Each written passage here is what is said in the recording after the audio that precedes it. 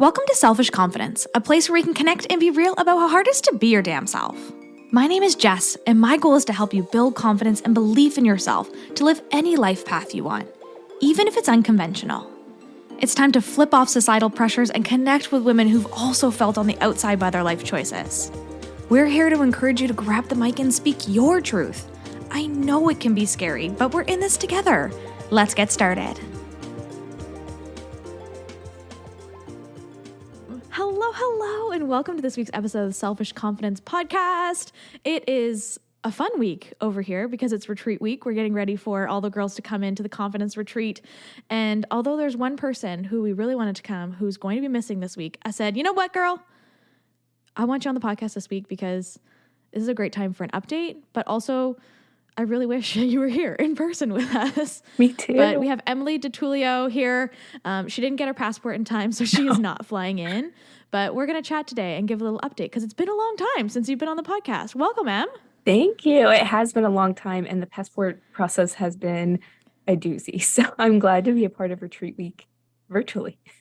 Yeah, even if it's far away, you're in the States and we're in Canada, but that's fine. It'll still be like you're right here with us. I'll be there in spirit. Yeah.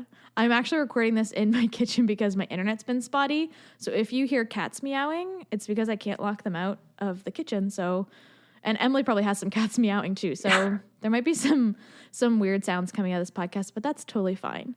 So Em, do you want to give everyone a little update on how life has been since you were on the podcast last October? Yeah. Right? Yes. October 2022.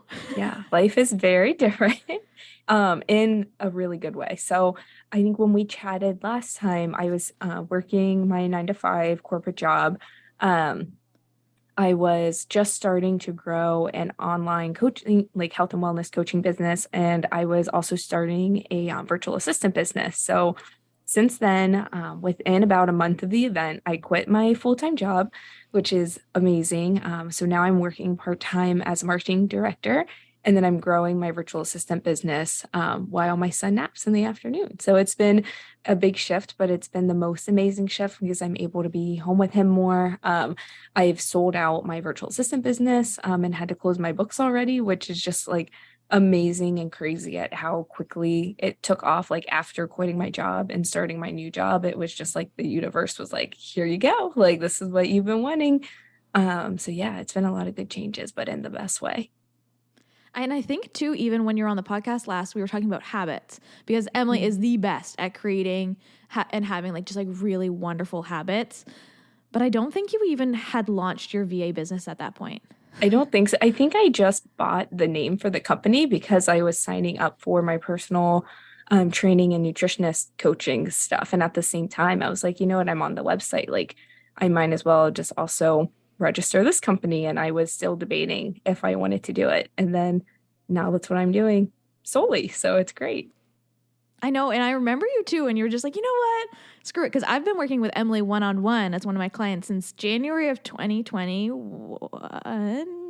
Yes. 2022. January 2022. Yeah. 2022. And I remember when you messaged me and we started working together and just the difference I've seen in that time. But really since October, like you were just like, hey, I just registered both names. I just started 2 businesses. I was like, wait, whoa. Like, we were working on one thing at a time here. You're like, yeah, I just figured I'd sign up for like 2. Might as well. I was doing it for one. I was like, whatever. I was like, I was already on the website. Why not? Why not do both? And what you thought you were going to go for, nutrition consulting, one-on-one coaching with people, was going to be the sole plan. That's what you, at that point, wanted. But you're just like, let's just throw this in, sprinkle it in. I can do some VA work on the side. And the fact that now the dream has totally changed for you just is proof that sometimes we don't know the direction we're going to take. And so how do you feel about making this massive pivot, even though you thought the dream was one thing, in 6 months it changed to something else? It feels good. I feel like at first I was questioning, like, this isn't what I thought I would be doing. Is this the right thing? Like, I had all of the like self-doubt and kind of questioning what I was doing. But now it just feels so aligned that I'm like, yeah, this is what I'm supposed to be doing. And I feel like I see signs all the time of like, no, you're on the right path. Like, just keep going. And I really latch onto those personally just because it's really good reassurance for me when that self-doubt creeps in and I'm like, this is what I'm supposed to be doing. Yeah. Can you tell everyone what one of your signs is? Yeah, my sign is the cardinal, which sometimes I feel like is cheating because I live in Ohio and it's the state bird. So we have a lot of them here. But I also need a lot of reassurance. So I feel like it's fine. It's totally fine. And we've talked about signs on this podcast before. Whenever Emily sees one, I'm always just like, she texts me and I love it. We don't have a lot of cardinals here, like at all. And so whenever you mess with me, you're like, they're everywhere. And I'm like, what? Like kind of like blue jays for us. We have a lot of blue jays. And the fact that you do, we were on a call the other day. It was, I think, the sisterhood workshop, and you looked out your window and there was a cardinal and you're like, whoa. Yeah. Like it's all those little moments. And with the signs too, it doesn't have to be a physical bird sitting on your perch looking at you, which is obviously awesome. We love birds, but it could be like you seeing it on a card or you seeing it on, I sent you cardinal earrings, like little things like that can be like the sign too. And I love when you see them. I know. The most wild thing the other day, there was just like big stuff happening and I was like scrolling social media and then I just saw like a picture of a cardinal that was like, looked like it was like flying at the screen. And I was like, okay, universe, I hear you. Like I see it. Thank you. And that's been like one thing that you have followed through and through, the cardinal, like even from when you were going to quit your job, like these last 6 months, like you've really followed the signs and trusted that everything was going to fall into place. Was there ever a time where you didn't feel like you could trust that things were going your way? Yes, there definitely have been times where I'm like, where I was questioning like the signs or being like, it doesn't make sense, or thinking they mean one thing when they really, I think, meant something different. But just learning to like listen and follow the path, even if it doesn't make sense, has been huge for me as somebody who typically likes to have a clear cut answer for everything. Yeah, we do like a good plan over here. Emily is very organized. Like she was on the podcast talking about habits. Like she is very organized. She is the person who organizes essentially this whole business. Like she is like behind the scenes, the organization of it all. And to just trust in faith for so many different things, like big decisions in your life, like stepping away from your job, from taking on certain VA clients, like to all these different avenues that you've really stepped into over the last few months has been just like so cool to watch. Yeah, it's been really scary, but good. Yeah. How do you feel when you see one of your signs? I usually get really excited. And sometimes I do question it because we do have so many here where I'm like, is it actually a sign or is it just because like we've got a lot of cardinals around here? But I usually, even if I am like, well, it's always there. Like we have a neighbor that lives on our street that has like a cardinal like window sign. So it's like whenever Garrett and I go for a walk, I know I'm going to see it. And I'm always like, it's still reassurance. It's still, I always have to have that mental like talk with myself of like, it's still telling you you're on the right path. Like just accept it. Yeah. There is a sign at like one of our neighbors has a number sign on their house and there's 2 wood cardinals on it. And every time I see it, I always think of you because again, it's not a really common thing here. And every time I walk by that house, I'm like, I know it's going to be there, but I always think of you when I do see it. Oh, thanks. I see that when we have like little yellow birds sometimes that I'll see at the park. And I think your sign was yellow birds when you were in Barbados. I'm like, should I send Jess a picture? I'm like, it's not our sign anymore. You can still send it to me. I'll take it. I love the beautiful little yellow birds. And although when I was in Barbados, that was a big sign for me. I don't think it is as much now, but if I were to see one, I would take it as a sign. Okay. So if you were to randomly send me one, I'd be like, huh, interesting. Yeah. Maybe I need to see that today. I'm actually not even sure what my sign is now that I think of it. It's a lot of angel numbers. I love seeing the numbers, but I don't know if it's what the sign is. Is it feathers? I gotta work on that. Feathers. You're so right. It is feathers. You're right. I love seeing feathers. And I actually did see some on my walk the other day when I was out. And there was just some on the ground. And sometimes I'm like, does that mean there's a dead bird around? Or does that mean that I'm just meant to see these feathers? I keep them everywhere too. I have one in my car. I have one in my office. I'm the creeper that just like picks them up and put them in my pocket. No. It's your sign. I love it. Yeah, you're right. It is feathers. You're so right. If I were to see them, I would know. But sitting here right now, I have no idea. So thank you for that reminder. How are things feeling coming from a person who hustles a lot? Like you work hard and you've always worked really hard. You're the person who's like, I feel like if I were to have batteries, I could charge my batteries on your energy and then like give them to me because I'm a projector, you're a generator. And I'm like, I need Emily's energy all the time. But this season and this year especially, you've been focusing a lot on slowing down. So how has it been feeling to kind of change not only your career, your whole life, but also to really change aspects of yourself, like slowing down a bit more and resting more? Yeah, it's really hard. Like, I feel like slowing down and resting sounds like it should be really easy, but for me, it's so hard because I have been, like you said, just working like nonstop since I turned 16. So like being okay with taking a break and taking a rest has been a huge change, and dealing a lot of the times with the feelings of like being lazy if I'm not working or being productive. So there's been a lot of reframing those thoughts and being okay with if I need a nap to lay down or like if I just want to sit on the couch and watch Netflix, then that's okay. Really having to retrain my brain in that way.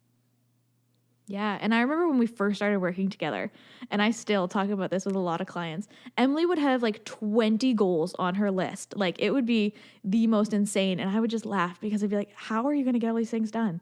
And then the next week comes and she would have them all done. Like she just does. And even today, when we were sitting down and doing it, you had one goal on your list at the start. And I was like, whoa, like what is happening? What, like in a year and a bit, you've gone from having like literally 20 goals to one. Like this is insane. Now we added a few things on after that, but it's just like so much has changed. And how have you gone from the person who really overextended themselves to a person who shows up in just where they are in the energy that they have today? Yeah, really, I've been leaning a lot into um, actually acknowledging how I'm feeling instead of just powering through and like drinking more coffee and drinking more pre-workout and getting it done. Because I mean, well, since I'm home with my son more, like I know I want to be a more patient mom, and that's been a really big um, like motivator for me to focus on slowing down because I don't want to be like the cranky, overstimulated mom who's doing 100 million things, which obviously still happens some days because that's just mom life. But really recognizing like, oh, I need to rest because I'm not showing up as my best self has been really helpful. Do you have anything that helps to get you back to that? Because I know yesterday was one of those days too, where you're home with your kid. And how old is Garrett? He will be 2 in July, so he's Yeah, like so 19 busy. months. Yeah. And so you're working part time from home. You're also building a business from home. You're also parenting from home, a wife at home, all of these things in one space. How do you find that you can divide those different things in your life to just be authentically you in all areas? Yeah, getting outside helps. So the sunshine has been amazing. Even if like it's just like taking my laptop and working outside because I need to stick my feet in the grass is very helpful. And like I recently cleaned out the office so I can move my laptop in there instead of working at the dining room table every day. And that's really been helpful to just like close my laptop and like I'm done working for the day. That's all that needs to be done because it's so easy to just grab my phone and be like, well, I'm just going to answer one more DM or I just am going to make one more graphic for a client. And it's like that can wait until tomorrow. And really having that boundary for myself and making it clear has been helpful. And if you're listening to this, because I feel like because I know you so well, I can like call you out on things because I love you so much.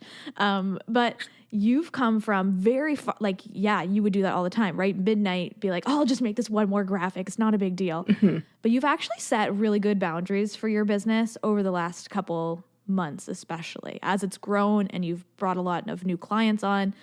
Like, I'm impressed with the boundaries that you've set, like taking Fridays off and not working on the weekends. And even at like the end, Emily sends me emails every week. And at the bottom, it says like my work hours, my office hours are this. This is when I'm answering emails. Outside of that, I ain't here. Okay. And I know that you're not going to answer them. And you've set really good boundaries. How was it for you to do that? To go from the person who was always the yes person, who was major people pleaser, to essentially setting better boundaries for yourself? It's hard. It's still really hard. And there are very frequently times on the weekend where I'm like, well, I'll just answer this one message because like to me, everything feels urgent, even when it's not urgent. So I'm like, oh, this one like person just needs an answer. It's fine.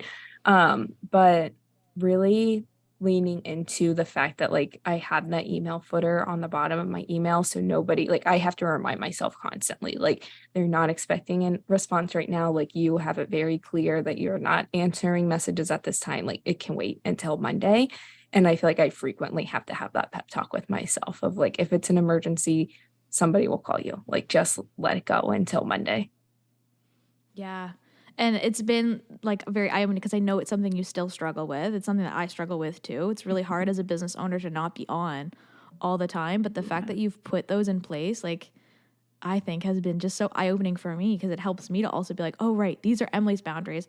What are my own in my business? Maybe I should have better boundaries with my clients and things like that. Like, you're really inspiring people to have all areas of their life be authentic to them. Like for you, like taking those Fridays to go to the zoo with Garrett and really just like building this beautiful life that you've always dreamed of is so inspiring to watch. What's one thing in this last year that you were the most proud of? Definitely having Fridays off, I think. And it is hard because a lot of people work on Friday. So like I'm always like, I want to go do fun things with people, but most people are at work. So it's really nice. Like I'm always grateful, even though I am like, oh, I wish I could hang out with like my sister or my mom, but they're working. And I'm like, well, like we still have the day off. So that's always a nice reminder, even if I am like, everybody's working and nobody can hang out with us. I take Fridays off mostly too. So if we were together, oh That would be man, so that'd be so nice. much fun, I know. right? Like we could do fun Fridays every Yes. week and go do That would something. be amazing. I'm trying to convince Emily to move up here to Canada. So we're working on it. I know. We're working on it. Maybe one day. It's not me. It's Yeah. Greg. We have to convince. Maybe we could do part-time. Yeah. Yeah. Split It my could work. time between Yeah, the split your states. time. You can see his kid every 6 months. It's fine. Yeah. Right. No, I'm You just might- joking. you We might wouldn't do that. He will not like that. But it is like wonderful to see you actually really making that time. And even if, you don't have anyone to go and do things with, you make the time to go and do things. What's your favorite go-to thing to do on Fun Friday? Usually something outside if the weather is nice. So like I made a little checklist of new parks that I want to check out over the summer. So we'll go to a new park or to the zoo. If it's raining, there's like an indoor playground near us that we'll go to. So really just like getting moving and getting out of the house because we do spend so much time in the house. It's just nice to get out and do something elsewhere. And yeah, I totally get that. I am the same way. And how has it been for Garrett to have more time with you too? You went from working full time and in the evenings working your side hustle to all of a sudden just like having free time. Like how does that feel for you and also for Garrett? It's good. I feel like sometimes I feel like the mom guilt always sets in where it's like, am I spending enough time with Garrett? But then I have to remind myself like it's way more time than I was before. And I think I like to think Garrett enjoys it because I can tell like when we're doing things on Fridays, he's having fun and we have more time during the week to go to the park and things. And he actually, it does seem like he has a harder time like going to the sitter's house. He's with the babysitter in the mornings for a few hours while I work. So usually like drop off isn't always great, but I always take that as a sign that he doesn't want to leave and it's a good thing. But He loves you. yeah. What would you tell a mom who's listening right now who is wanting to chase their dream, who wants to do something more in their life, but they are struggling to take that step or to trust that it's going to work out for them? What would you tell them? Not to give up because I know when I first, like even before I was pregnant with Garrett, I knew that when we had kids, I wanted to be home with them more so that I didn't miss out on things. And obviously, like when I got pregnant with Garrett, and even for, I mean, I think Garrett was like a year, just shy of a year and a half before I quit my full-time job. Like for a lot of that time, I felt like a failure because I wasn't at home with him. So just to be able to be home with him more now, is just a blessing. So don't give up just because it doesn't look perfect now. Yeah. Yeah. It's been a long journey. Yeah. A long journey. A lot of tears, a lot of change, a lot of fear. And watching you go through it and to see where you are now, every time I'm just like in awe and emotional and just like, oh, can't wait till I'm squeezing you, which I wish was this weekend, but it's not. And that's okay. But I can't wait. And I know it's going to be soon. Yeah. I'm so excited. Me too. Can you tell everyone what your biggest takeaway from these last 6 months, all this change has been? I think my biggest takeaway is to ask for what you want, and like whether it be asking your boss for more like time off or a raise or to work less hours, or asking the universe for whatever you want to manifest it, because it's out there, and not to like feel like you have to ask for less because you're quote unquote asking for too much or whatever it is, because you will find that perfect fit for you, whether it's a job, a relationship, a house, or whatever. It's out there. You just have to ask for it. Oh, I remember when we went through that season of everything you wanting. Like, you were very specific on what you wanted this part-time job to be. And people told you, you're asking for too much. This isn't going to work out. Like, why can't you just, settle for a regular job, right? Mm-hmm. And you didn't. How many jobs do you think you applied for in that time? Oh my God. Like over 100, I think. I've been like cleaning out my inbox, and like I've gotten to that point of all of the applications I put in. I was like, there's so many applications. And this one that you stumbled upon, like literally stumbled upon one day on LinkedIn, and then you're like, I think I got a job. And it was so easy, right? Yeah, it was. So I think we had a call, and I like saw a message that was like, could you chat in 5 minutes? I was like, yeah, sure. Like, I hadn't heard about the company, couldn't really remember what the job was for. And I was like, oh, it's perfect. It was everything you wanted, like the hours, the location, essentially working from home, super flexible. It really fit every piece that you wanted. Mm-hmm. And then you didn't give up until you found it. Yeah, it was rough. So, like, the process of getting there was definitely rough, but it was so worth it. Yeah. Again, there was a lot of tears. There's a lot. Yeah. A lot of tears. Yeah. The job hunt is always hard too. Like, because you want something, you want more, you want something different. And society tells us to just stick it out, right? To sit in our job and to make it until we retire. And then when we retire, everything's going to be okay, I guess. I don't know. But like, I don't know about you, but like, that's like 35 years from now. Yeah. Like, that's a long time to be miserable in your job and sad until retirement. And we don't even know if we're going to make it to retirement. We don't even know what tomorrow's going to bring. It's crazy. So I'm so proud of you for taking those steps and for doing something for you and following your heart and for helping me with so much of this business. Because if it wasn't for you, I don't know where I'd be. Everything would still really suck. I love and helping. I'd be the one crying in the corner all the time. No, I love it. True. I always get so excited when I get to work on your stuff, Jess. I'm like, oh, like this is for Jess. I appreciate that because honestly, you make a really big difference over here. Thank you. What would you tell the sisters who are listening now, and you're part of the sisterhood, you know a lot of them too, who want to take a step or who are, sitting at home not sure what their next step is?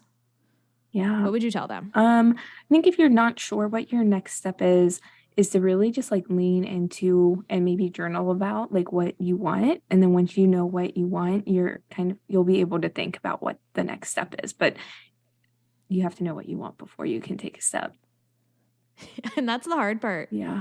A year ago, you didn't know what you wanted either. We would talk about it week after week. Was it the direction of network marketing? Was it the direction of an Etsy store? Was it a direction of one-on-one nutrition? Was it the direction of the VA? And I think what's really special about that is looking back now, it taught me it's okay to change your mind. It taught you that it's okay to follow different paths and to try things out. Because you really did try a lot over the year. Yeah, I did. Yeah, you did. And I feel like the feeling of not knowing what you want never really goes away, because I feel like even now I'm like, I feel like I could start a new project, but I don't know what it is I want to be doing. So I feel like we're always asking ourselves what we want. I find it's like the entrepreneur itch, which sounds like a bad disease, but like it's not. It's like there's this itch of like, oh yeah, there's something out there. I'm not complete. Like there's a project out there. Because you just said it, I think last week, like, I don't know. I feel like there's a project or there's something I want to put on my plate. Like, I don't know what it is, but I know. I guess I gotta figure it out. Yeah. But you have time, and a big piece of this is you've slowed down. Mm-hmm. So you've had time to let ideas come in and to have some fun with it. Yeah. There've been trying to prioritize walks without my headphones, because usually I will listen to like a podcast or a video or something while we're walking. I'm like, gotta figure out what this idea is. So if you're feeling stuck, maybe a walk without your headphones in.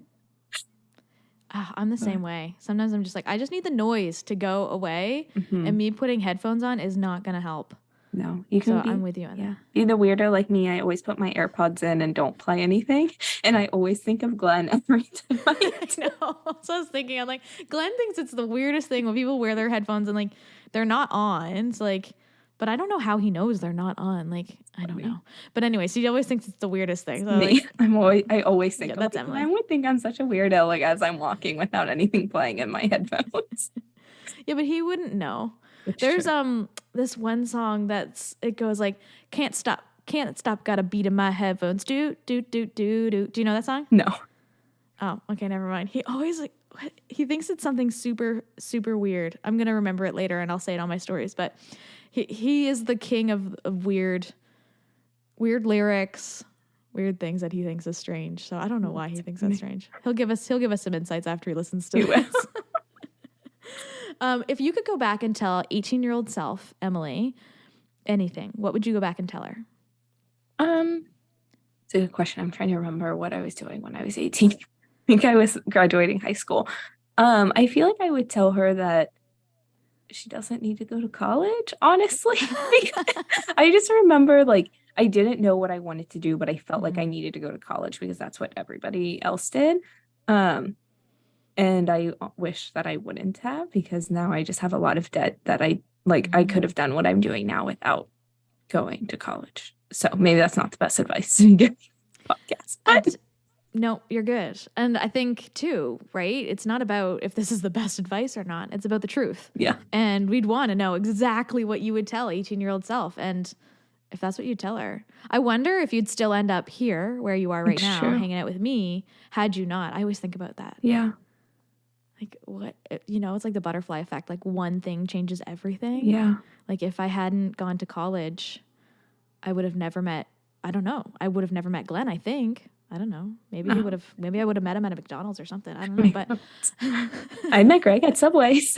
Did you really? Yeah. I used to work with one of his friends when I was in high school. Yeah. No way. That's so funny. So he didn't just like come in and get a sandwich. Mm-hmm. No, he was coming in to visit a friend, and I thought he was my friend's boyfriend, and I like excitedly yelled in his face, and then I was like, actually, I don't know who you are. And then I like went and ran and hid in the back. And then he's like, I'm going to marry that girl someday. Oh my gosh. How old were you then? 17. I think I just turned 17. Yeah. Crazy. Yeah. That was a long time ago. It was a long time ago. Okay, so the other one that I wanted to ask you about was, what's the big dream? What's next? If money was no object, what would you be doing? I think Greg and I would have a house like not really in the country, but like on land, but still close enough to like go to the grocery store without having to drive forever is like the goal. And then to just be able to like do a little like growing our own produce and like having a bunch of kiddos running around in the backyard, and you don't have to worry about like them running in the road or whatever. And doing a lot of traveling, just like doing the like low key, slow, mostly organic, but not totally living type thing. Would you have chickens? Maybe. I like the idea of them, but it also seems like a lot to take care of. Yeah, if you're going to have like multiple kids running around and chickens, it does sound like a lot. But it does sound nice to just be able to have fresh eggs whenever. It does. I'm with you on that. But I don't know. I'm not on the chicken train, but I would love a garden too. Yeah. My sister actually just bought a house with a little garden bed, and she said I could grow things in it. So it might be my practice run. Oh, that would be fun. Yeah. What do you want to grow? I don't know. Maybe lettuce. I feel like lettuce seems easy. Maybe it's not. I don't know. I would ask our friend Ashley. Ashley Pellerin, who does her gardening. She's going to need to teach us how to grow things. She needs to do a sisterhood workshop on gardening. Yes. Yes. And she probably should do it now because isn't this the time that we're supposed to be seeding things? I think We so. don't know. I've seen a lot of seeds at the store, like out for you to buy. I love it. I appreciate you so much, Em, for coming on and hanging out and sharing about this big transition that you've been on. Thank you. Thanks for having me. It was so fun. So fun to give an update. Yeah, just to have an update, but I also want to have Em on more. Now, one thing that we've been talking a lot about was doing sisterhood chats. So having some of the sisters come on and like doing like chit chats about, different topics and a big thing with Emily doing a lot of the behind the scenes stuff. She knows this business probably better than me.